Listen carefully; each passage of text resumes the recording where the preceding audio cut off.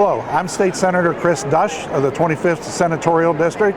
I have McKean, Potter, Elk, Cameron, Clinton, Jefferson, and Center counties, 7 of the 67 counties. I'm here with Secretary Russ Redding, the Secretary of Agriculture, and he has all 67 of our counties. But we have a very diverse agricultural universe here in the Commonwealth of Pennsylvania, and the Pennsylvania Farm Show, and this is the 109th Farm Show, it's a great place to see the diversity of what we have in agriculture. In fact, Secretary, you were just pointing out about the new set. You want to talk about this carbon sequestration? Yeah, it's all right here. Yeah. I just think we've spent so much time with like a generic sort of fabric and a plastic chair. This is all Pennsylvania product, right? Yes. The floor, this table, handcrafted, what you see behind. And I feel like we're in Penn's Woods. Yes. Here, right? But this is a really important part of Pennsylvania. Economically, geographically, socially, right? And a lot of people don't recognize that it's an agricultural product. Exactly. And that's, for me, because, again, with 7 of the 67 counties, it's because we are so rural. And we have so much of the forest industry, and we're shipping overseas. And the impact that our forests have on the environment is just tremendous, from the carbon sequestration, but it also cleans up our streams and that sort of thing. Well, you want to talk? Well, I just think it's like we got to be reminded, like, this is really important economic stuff, right? It's a billion, almost 300 million in exports, right? It's 60,000 jobs. It's 16 million acres of a 29 million acre state. Is on hardwoods, right, in our forest land. So what we do with it, how we steward it, how we manage it, what your communities, how they look at that. There's a lot of jobs, right? Absolutely. There's a lot of recreational piece, a lot of hunting. So we're really proud to have this on full display.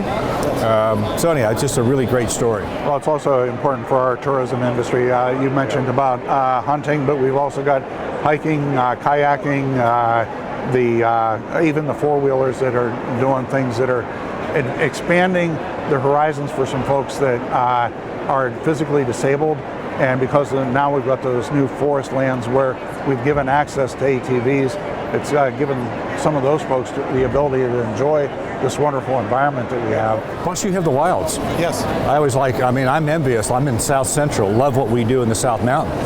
But I always tell folks, like, look at the wilds. Absolutely. Right? How they've pulled the community together, and they've taken the federal history pieces and state pieces and state lands, right? Some commerce, some markets, some food, some wine, right? Yeah. Some moonshine or sunshine. Sunshine. Thank you. Yeah, sunshine. Let's transition over to something a little bit more. Well, it's not as happy as what we were just addressing it upstairs. Congressman Thompson had a listening session. He brought a couple fellow congressmen from the ag industry down. Invasive species was brought up a number of times. And as I mentioned up there, it's not just with the timber industry, it's with the viruses and things that happen with the avian flu, that kind of stuff. Can you talk a little bit about some of those items? Well, first of all, thank you for bringing it up, because we spend a lot of time, a lot of money, yes, right, trying to contain and suppress. But the hope that we need to do is like keep it out of here, right? I don't want to keep chasing it. Right. But we've got it in the waterways, we've got it in the landscapes, we've got it in logs, we have it in fruit. And the point you were making is that you need to make sure that stuff, before it gets here, is under really tight control, right? Absolutely. So we've spent a lot of time, a lot of money, and most recently on spotted lanternfly. Yes. We're 10 years in, 10th anniversary. Now it's sort of spread around 13 states.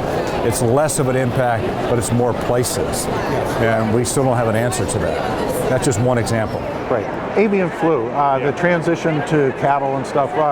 What's the latest updates on that? Yeah, so just to say that the avian flu in poultry, we've had that over the years, and really It's hurt us a lot. It's hurt us a lot. And I gave some of that sort of history about, that's how we got an Animal Health Diagnostic Commission. We're the only state with a recovery fund that was established, and thank you for the support in the legislature. when it jumped from species from avian to mammal last year. Just to reassure everybody, it's not in Pennsylvania. We're tested almost all of the dairy herds. Any concerns, pasteurization sort of inactivates that virus. That's important for consumers. But we have to be vigilant about that. And we know what it looks like in poultry. Right. We're concerned about it in dairy. But we've got them both here as our challenge, right? So nationally, though, there are places where this is on fire. This is out of control. There's 155 million birds that since February of 2022 that have put them down because of avian influenza. It's significant. When you got to basically wipe out a farm's entire flock, it's devastating to the local economy as well, mostly to that farmer, but also the local economy. Local economy, right? So one of the things that drove us to the recovery fund is if you're the farmer whose flock is positive and we make a decision about your flock, there is some financial support to you. Your neighbors, by the way, happen to be in a quarantine zone, and they cannot repopulate their farm. So we really felt like that's really unfair, right? To wait until you can get back in, until your flock is clean. That's the recovery fund. Only state in the nation. I say it every time I'm with somebody. That's the model, right? Yeah. We were just smart enough to do it here. Well, that and also the testing. You've been at the forefront of getting the testing done on the dairy farms and stuff, so that if it does cross over, that we can hit it hard and fast from the beginning. We were out front. Always like to work in partnership with the USDA, but we had some really stern conversations about this. At the end of the day, Pennsylvania is a keystone for a reason. Yes. There's a lot of stuff that moves through here to include live cattle and poultry, so we're going to protect that. So we put a quarantine in place to allow all that testing, required testing of any animal coming in. That was a month before the USDA moved last fall. Last spring. Then this fall, we put the mandatory testing for dairy in a month before USDA, so mandatory testing. We've tested more flocks and herds in Pennsylvania than they've tested on the national level. So thank you. And I appreciate your sternness with them too, because, well, it's just like I was saying upstairs, when it comes to, when I was over working as a customs inspector overseas, we didn't have the types of invasive species in the numbers.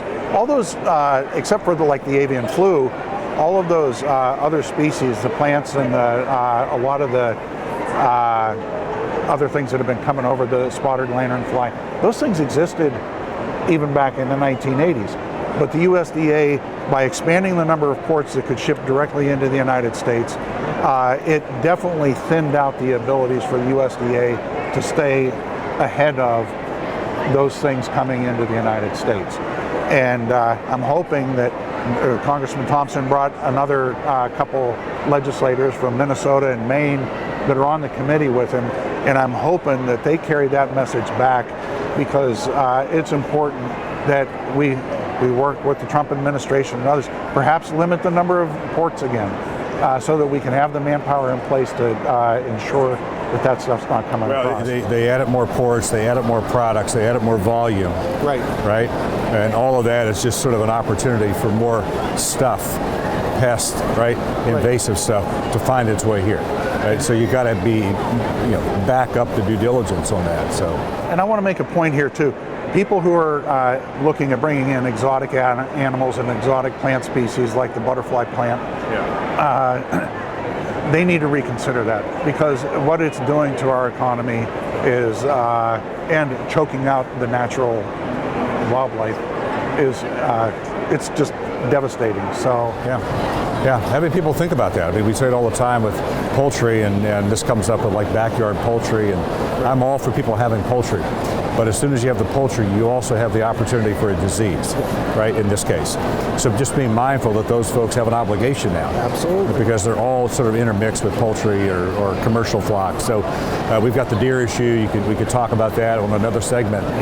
Right? But anyway, it's all inside of the work that we're trying to do. There are other people that are teed up here to talk with you. It's been a pleasure. Pleasure's mine, as always. Yeah, Happy New Year to you. And to you as well. Thank you. Appreciate it. God bless. Thank you. Thank you.